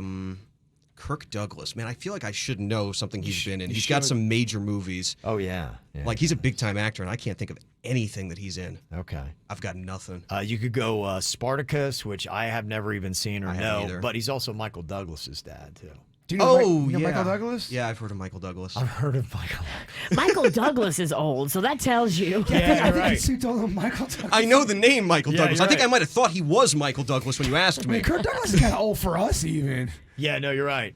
Okay, what about Arthur Fonzarelli, a name mentioned in the Hanukkah the song? Fonz from, is it Happy Days? Yeah. Okay, there we go. There we go, I got one. Yeah. He's got one. Okay, how about Paul Newman, also mentioned in the Hanukkah song? I mean, Gen Z, do you have any idea who Paul Newman is? absolutely. I mean, he drove race cars, too, after his acting and singing, I think he did. Oh, Paul yeah. Newman. Oh, yeah, he did. Okay, yeah, he did do race cars. He did The Sting, Butch Cassidy and the Sundance Kid, and he got kicked out of my school, my alma mater, for rolling kegs down a hill. Nice. His memory still goes strong, too, because he's always in the grocery store with all of his food. Yeah, he's True, got yeah. all those dressings, and the proceeds go to charity. What about Goldie Hawn, mentioned in the Hanukkah song? Does Gen Z know who Goldie Hawn is? She's an actress, I think. Okay, yeah. Yeah. Any idea any movies she's done? No. No. No. Okay. I got nothing. Gosh, that's rough. That's I rough can't to even hear. think I know, right? Isn't Goldie it? Hawn was I so couldn't- popular at one point. She could walk in here and punch me in the face. I'd have no idea who That's she is. insane. She's a MILF. Okay. She's just been around forever. It's so popular for so Yeah. long. Overboard, Private Benjamin, bunch of movies back in the day. What about Captain Kirk? Well, that's Star Trek. Very good. Okay. That carries through the sands of time. O.J. Simpson? Well, I mean, he murdered Nicole Braun Simpson, and he was a football player, and he was in Naked Gun. Guy, yeah. Man. Good. He's on that one. Rod Carew, mentioned it in the Hanukkah song. Any idea who Rod Carew Rod is? Carew? Yeah. No idea. No Do you idea. know who Rod Carew is? He's an athlete. But what does he play? Played. Baseball. He was a baseball. Yeah, baseball player. No idea. Without confidence. Yeah. And you know, the thing is, that's actually not right. He did not convert to Judaism. His wife and kids are, but he's not. Oh. Yeah. Fantastic hitter, Virginia. Yeah. Harrison Ford, you know, right? Oh, yeah. I mean, he's Han Solo. Okay, yeah, okay. What about the Three Stooges? I mean, I've heard of the show with them. Can you name one Stooge? Curly? Yeah. But isn't that crazy? When Three Stooges, when we watch it as kids, it was old as dirt back then. Why did we know it so well and his generation does it? It's because they always had it on cable, I feel like. They had it on cable, and my parents That's what I was going to say. loved Yeah. it. My Yeah. mom told me about it. They always had episodes run. I don't think they run that crap anymore, do they? I haven't seen it Stooges? anywhere. I haven't seen it. It's been a long time since I've seen it. Not bad, though, Suchi. About 50-50 on that. I'll take that. Yeah, that's pretty Yeah. good. Pretty good, considering you weren't even alive. There's a lot of dumbass criminals to talk about, baby. It's the whacked out news. People breaking the law. Ha ha, fighting in the nude. Ha, drunk people pooping in the street. Ha ha, it's the whacked out news. So many people on meth. Ow! Yeah, this is going to get you fired. A Florida Southwestern State College professor got fired for asking a student for a threesome and making sexually inappropriate comments during class. I mean, is it that bad? Yeah, can't do that, I guess. You can't proposition your students? Yeah, they kind of frown on that, apparently. So, yeah, that's not something that you can do there. Two other students also said that he was inappropriate and swore a lot in class, making students feel uncomfortable. Yeah. But all the students that had him the year before, and the year before that got A's, they ain't saying nothing. They're coming for him. There's too much. There's too many kids coming for him now. One example that one of the students gave was apparently he told the women in the class that they needed to get a personal vibrating love device because it's healthy. And They all were a little uncomfortable with his advice. So You got to just know when to bring out your creepy. And maybe when you're giving a lecture to 150 students, that's not the time. I mean, it is true. It's a true statement, but it's the wrong venue. It's the wrong group. Wrong venue. Yeah, he lost his job because of it. There's a guy in Maryland that found out his insurance wouldn't cover his erectile dysfunctional meds. They were $369. I know. I hear they are so expensive, especially if you don't have insurance. So he's standing there in front of the pharmacist, and he's like, "Yeah, it's going to be $369." He's like hell. He grabs the pills and takes off running. Go faster, run. Yeah, they did catch him. Yeah, because the pharmacist knows who you are. Yeah. Your name's on the bottle. Exactly. And in the computer. They have your address. So the pharmacy's trying to be cool. They said, "Dude, we won't press charges. Just bring back the boner pills." And he's like, "Nope, not going to do it." I already ate them. Yeah, so they called the cops, and now he's looking at 6 months in jail. That's a man who really wanted and needed a boner. Yeah. He wouldn't bring the pills back. Yeah. Well, gonna need him in jail, maybe. That seems like a lot. $369 a month. I think it would depend on the insurance that you have. I think some people, it's a lot of money, man. Yeah, it is. It is a lot of money. There's a man in West Virginia that got caught speeding recently, and he tried to distract the cops by calling 911 to report a gas station robbery across town. They did not fall for it. Big dummy. Yeah. There's a 25-year-old guy with a Tesla face tattoo that drove drunk and flipped his car near Chicago last week. He flipped a Tesla? He had the Tesla tattoo, but he can't afford a Tesla.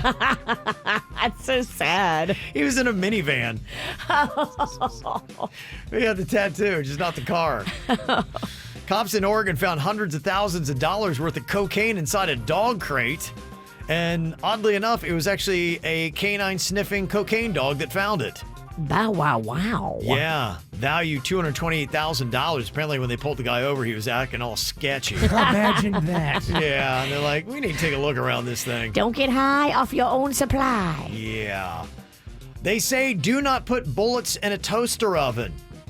This apparently happened in Greenwood, South Carolina at a assisted living facility. But do you really have to say that to people? You shouldn't have to, but you should, I guess, because they did, and it caused a massive fire. Thankfully, they were able to put it out. Were they doing a radio show? What were they doing? Yeah. What are you doing? You put bullets in a toaster oven? It's the wacky stunt boy from some morning show that right now is retired and lives there. Yeah. Unless you're goofing off. Jason, age 80. Why is this happening? And something else, I guess they didn't think through. An 8-ounce hand sanitizer has been voluntarily recalled because they say the packaging is making some people think it's bottled water. What? And people are just chugging down this hand sanitizer when they get thirsty. Like, ugh. By the way, hand sanitizer can go spoiled. We have some in our bathroom, but the hand, whatever, it smells rotten. It's gone bad. He's right. Oh, really? It can go bad. I've smelled some hand sanitizer that I want to fight. It smells so gnarly. Depending on what you make it with, it can start rotting. Well, you know how much people love to judge other people on their parenting. So we always like to put somebody in the spotlight and then let people sound off on whether they're a good parent or bad parent. And today I will be in the spotlight for good dad, bad dad. My question here, am I good dad or bad dad for getting my teenage son into sports gambling?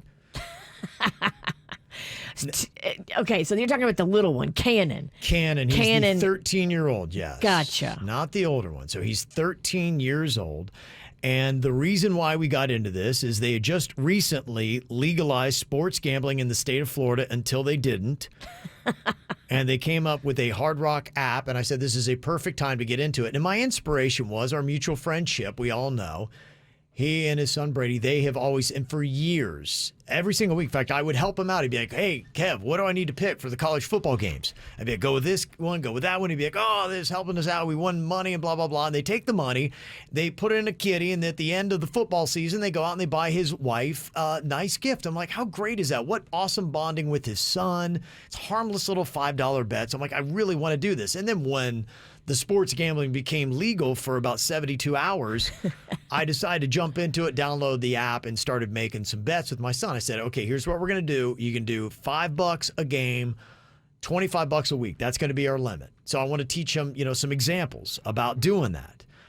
So here's some of the things where you might say good dad, bad dad. Good is, it's a bonding experience. We both love sports. That's one thing we have in common. Teaching about that, it makes games more exciting, more fun, and you like that. Now, some of the downside of it, yes, I guess technically now it's illegal again to do sports gambling in Florida. So technically I'm bringing my teenage son into an endeavor that is illegal.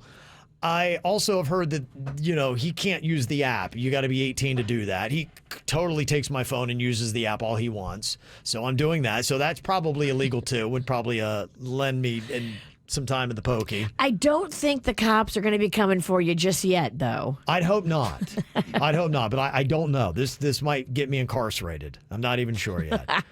But the other thing about it was we kind of started on some college football games. It's college football season that is kind of starting to wrap up now. But I have noticed, because you can go back and see the bets that you've wagered and how you did on them. And I started to notice now that my son is veering off into other categories, and he's betting all kinds of different sports I didn't even think he knew about, and teams I've never even heard of. That's what happens. You got to taste. Because what happens is you've got money in the kitty to bet. So this is still off the original. We made a $50 investment 2 weeks ago to put in there, and he's still gambling on that. When he sees money in the kitty, he's like, ooh, I can make some more bets and see what happens. Now, I keep talking to him. I say, look, here's the thing about gambling. Is it can be a lot of fun. You have to look at it as entertainment, but you have to look at it like anything else. A sports game, you would spend so much money on a ticket, but then when the game is over and you've spent your money and you got to walk away from it. I said that's the same thing about gambling, Cannon, is that you earmark however much money that fits within your budget, and then when it's gone, it's gone. You can't be one of those people who's like, I got to go to the ATM and I got to get more money because I know I'm going to land it on the next one. I don't want to turn him into a junkie. So close, you can taste it, Virginia. So close. But the fact that now he's spending, I didn't know this until because my phone went missing. Where's my phone? Where did it go? And your kids will do that. When I found my phone and I checked the app, I'm like, oh my, he's placed like 12 bets. Kid's getting crazy with it. And he's loving it. Is he still playing with the house money? Still playing with the house money. Okay, so he's not going over the allocated money that you said, $25 a week. Right. But have I started to lead him down a path? Kid's only 13. Yeah, you definitely have. Okay. Here's the mistake you made. Okay. When you gave him your phone, I think... I did not, again, give it to him. Well, when he takes your phone and starts betting by himself, now it's no longer a father-son bonding thing where they're picking teams together. Right. Yeah. Games that they're going to watch together. It's lost its essence. It's lost its essence. You have let this thing go off the tracks by being absent dad. Wow. Okay, so do I need to shut it down, delete the app, get him away from it right away? No, you just need to bring him back to doing it with you, not without you. And you guys only need to be betting on things that you watch together and that you care about, aka college football, pro football. I hope that I can, but it's kind of like one of those, once the genie's out of the bottle, can I rein him back in? He's got a taste. Well, you didn't have the right boundaries in place, and it's okay. You can tell him that. You can say, hey, look, it's kind of going in a direction that I didn't plan. I wanted this to be something that we did together, not that you did without me. Okay, all right. I'll have Suits put up the poll. I'll let people judge. Good dad, bad dad. For Kevin trying to do bonding with his son with sports gambling. You're not bonding if you're not there. He's making the bets without you. It's true. Yeah. I still talk to him about it. I'm like, going, hey, I saw you placed $5 on Iona. What is Iona? It's a school. They have a Were you going to watch team. the Iona game? No, but I think he's checking into it. So now we're getting into college basketball, and college football's wrapping up. And he got a taste. And he did put some money on my Buckeyes last night to knock off #1 Duke, and they did.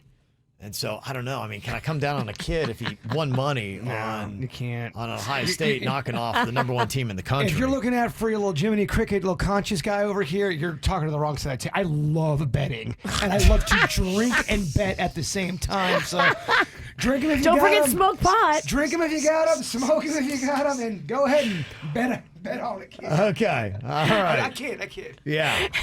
Cannon's going to be living on Skid Row at age 15. Yeah. Okay. All right. So we're getting the ruling right now in the KVJ TV chat room. If you go onto YouTube, is Kevin a good or bad dad for bonding with his son over sports gambling? You can sound off good dad, bad dad. We'll check in with that next. All right, good dad or bad dad? I've got my 13-year-old son into sports gambling. I've never really done it myself, but I thought it'd be fun. You put like little $5 bets on it, little wager. It's all good, right? Harmless. Well, we're kind of still doing it. My son is now, every now and then I saw he placed a couple bets when I wasn't around, and I'm trying to be like, hey, man. Hey, man. Hit the brakes on this. Be cool. This is supposed to be just a couple football games every Saturday. Maybe if we lost all of them, we lose $25. That's it. And the money is still capped, which that is the good thing. So I guess I do maintain control because of the cash situation. But we're getting some comments coming in on the KVJ TV chat room. Mama Magic said, come on, Kev, this is a no-brainer. You know what's right and wrong here. The executive functioning of a teenager's brain, the frontal lobe, is not fully formed and won't be until his early 20s. That is why teens choose such high-risk and impulsive behaviors. Bad dad. Shellbell said, my husband. Sounds like a lot of fun, by the way. Oh, yeah. Shellbell said, my husband's uncle did this with his son, and the son now has a serious gambling issue. Uh-oh. Yeah. Well, you're going to get the worst. Of course, people are going to tell you the worst case scenario. Everything in life is balanced. And that sounds weird coming from a guy who's very imbalanced over here. It's all balanced, baby. Yeah. Some of the other comments, Jay Spade said, it's pretty normal, Kev. I got a coworker with 4 teenage boys, and they are already doing the stock market. Okay. You're a dad you're in your kid's life. You're present in your child's life. You're not going to let this get too far. Yeah, I'm trying to stay on top of it, but my whole question is sometimes you lead your kids into something like that one text said where a dad got his kid into it. Now the kid's an adult and he's got a serious gambling issue. So there are things that you think about with that. But I also need more details. Was the dad not, in the kid's life? Yeah. Well, we did ask the question, is Kevin a good or bad dad for bonding with his son over sports betting? 65% gave me a favorable rating, said good dad. 34% said bad dad. Yeah. So there you go. If you're doing the same endeavors with your kids. Pretty good. It's not bad. Honestly, I've been a lot worse. Just wait till you hear the other stuff I've been doing. At least you didn't leave Cannon at the gym. Yeah, you're right. Yes. Overall, I know bad dad definitely is it. You look Colin at the gym. Go talk to Colin. Yeah, talk to Colin. I'd be going, yeah, not good dad. Yeah. Colin appears to be just fine. I'd do anything to hear that voicemail again. Dad, you left me at the gym. Got in the car. Could you please pick me up? Yes. Well, this is really a tricky question. They say finance is the number one reason why people split up, and it makes a lot of sense. What is the best strategy going into a serious relationship about your finances? Even just this email really kind of sums it up. It's somebody anonymously looking for help from KVJ, and they said, my girlfriend and I have been together for 2 years, and during our relationship, she bought a house. The house is in her name alone. Now, I make roughly $7 to $8 more an hour than her. She thinks because of that, I should pay more than her when it comes to our bills and, for instance, paying for the house and whatnot. I asked some friends, and it's pretty split down the middle. My married friends think I should. My single friends think I shouldn't, since the house is only in her name. What do you guys think? Okay, so it sounds like, paying the mortgage and all that. She's like, look, you make more money. You need to pay more on the mortgage. You make more money, you need to pay more on the grocery bill, things like that. I mean, it's very easy. Just don't get married. Or don't. Well, I don't know that they're. It's not about marriage. No, it's not they didn't about ask any questions about marriage. You're so jaded, you cold-hearted bitch. This show did it. I used to believe in love until I got on this show. It's an interesting thing because I know a couple that went through this. They were not married. Okay. But they lived in a house. Mm-hmm. And the house, they split all the bills. But the house was in one person's name, not the other person.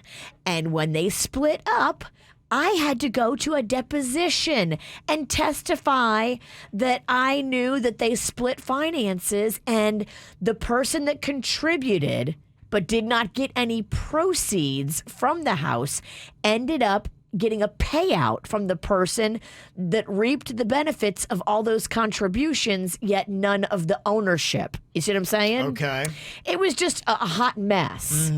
So the courts will hash it out. And if you guys go to court and fight about this house when you break up, the person that contributed but got no benefit will end up suing you, and you will have to pay them. Wow. That's what happened to my friends. The way I look at it, if you guys are living together, what's wrong with 50-50? That's the problem. When you go 50-50 and equally contribute, and then you break up, the person that has no tie to it can sue the other person that has everything in their name and win. My friend did. My friend won.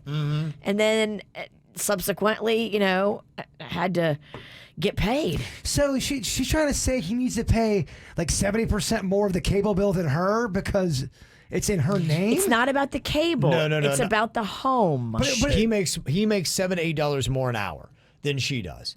So she has the home that she bought in her name. So it's mortgage payments. They live together. So she is saying you make more money. So by percentage of how much more money you make, you need to pay more money when it comes to our split utilities and mortgage payments.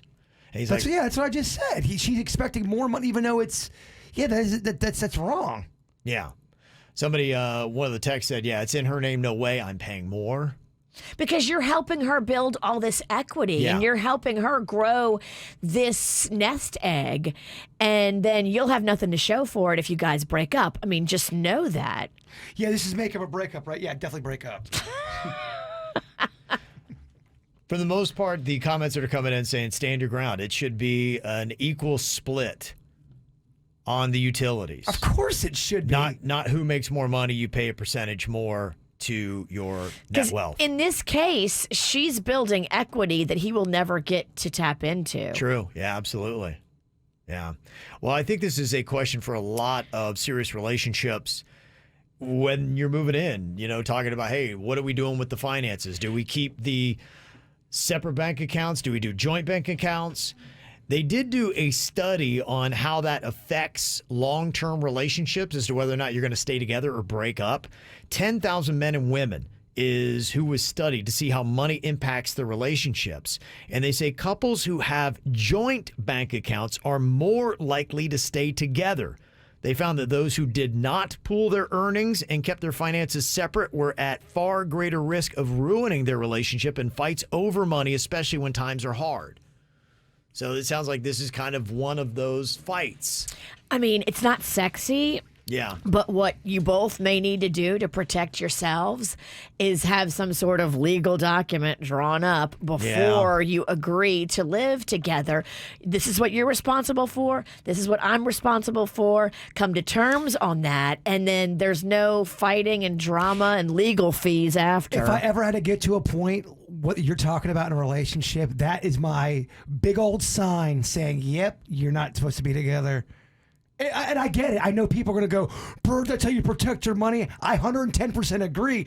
If I'm worried about that going into this lifelong partnership with this person I love so much, and I'm thinking about, in the long run, they may do me wrong, I got to protect myself, then I'm not ready to, we're not meant to be then. Look, every relationship just about ends badly. And when things end badly, people get butthurt. And when people get butthurt, they want revenge. And if financially somebody feels like they've been screwed, they can turn around and screw you. I'm not disagreeing. The one thing I am disagreeing with, you're saying, there's a lot of people that still stay together. Not all relationships. You said most relationships come to an end. No, I said most ones that end badly. Is that exactly what you said? Yeah. Okay. Are you listening? I am listening. Believe me. It's gone on. I'm listening.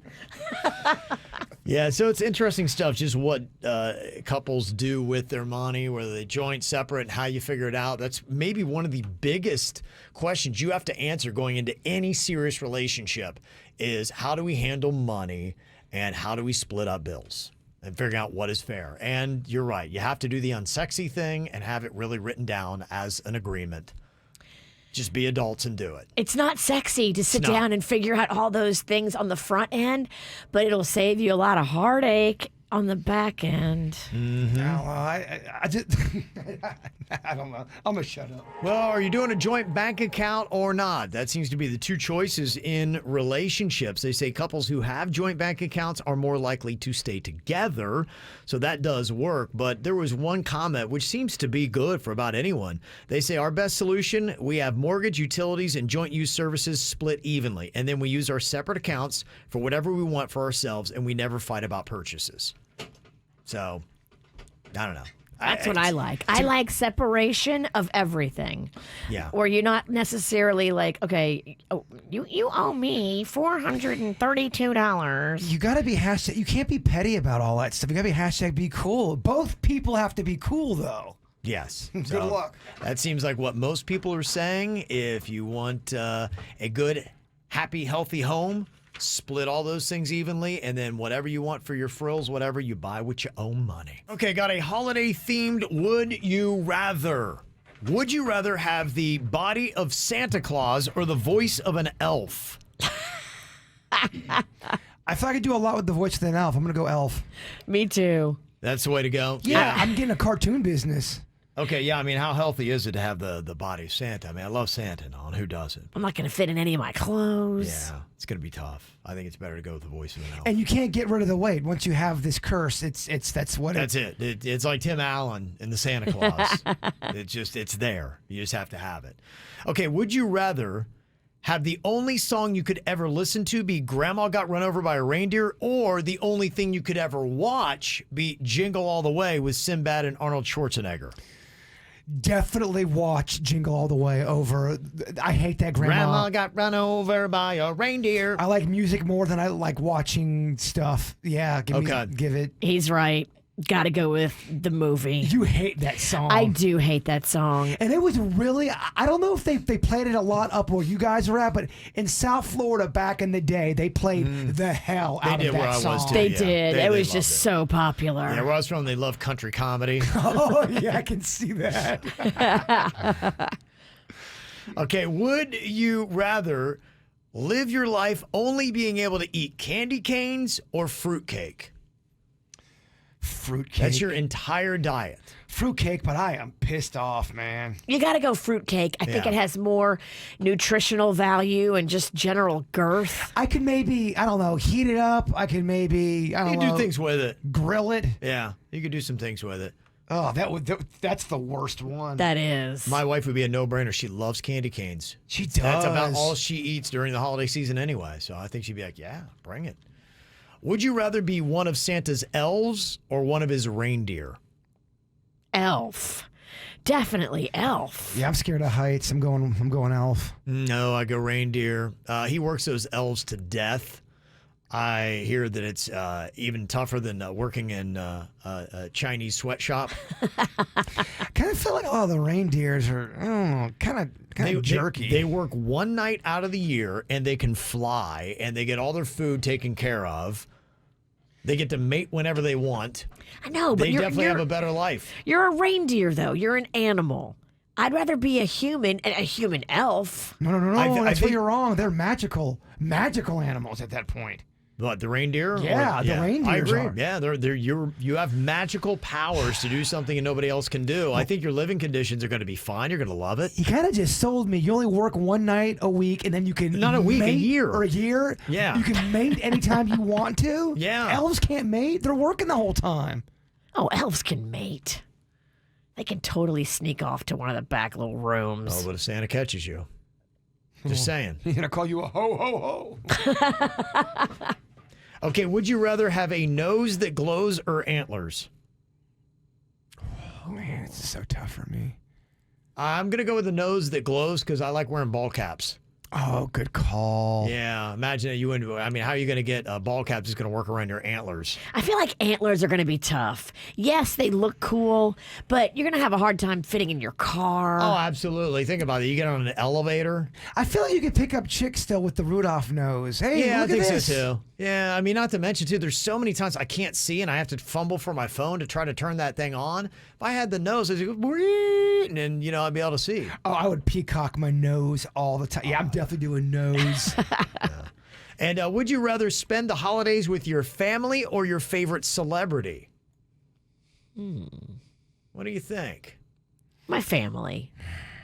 I know it's the right thing to say, like on the radio, so I'm going to go family. I'm going family. I'm going favorite celebrity. You guys are suckers. Kidding me? We're going to have a lot of fun, man. I see those turkeys 364 days of the year. I think they found out where that bullet came from on the Rust set. They've got a search warrant, and they're apparently about ready to close the deal. Really? Name the name on who's responsible for that death. So they know who put the bullet in the chamber. It's looking like they're getting there, Virginia. And it was purposefully done. I will let you know the details of the latest on that in the After the Show podcast today. Oh, Kevin. Was the suspect name Smalek Smaltzman? For legal Maybe. purposes, we're going to protect the name. Okay. I doubt he would do that. Okay. Well, there's a name attached to it. Damn. Sounds like they got one person in the crosshairs. Wow, Kev, you're pretty good at teasing celebrity news stories. I mean, I've learned it from Virginia. you're just pretty good at radio. Maybe you should do the dirt. No, thank Maybe you should do World Record Wednesday. Oh, yeah. Kevin has to do I know. everything. I just want to go home. We're going to sit back and eat popcorn while you do all the bits. Oh, good. Oh, good. All right, Bird, if you would take this, the thought for the day. Remember that everyone you meet is afraid of something, loves something, and has lost something. Oh, wow, Bird, yeah, very insightful. Duh. I mean, You want me to take the thought too, Virginia? I think so. Just kidding. Say, your cold-hearted ass needs to be reminded of some of this stuff. Yeah, right? The KVJ Show on 97.9 WRMF.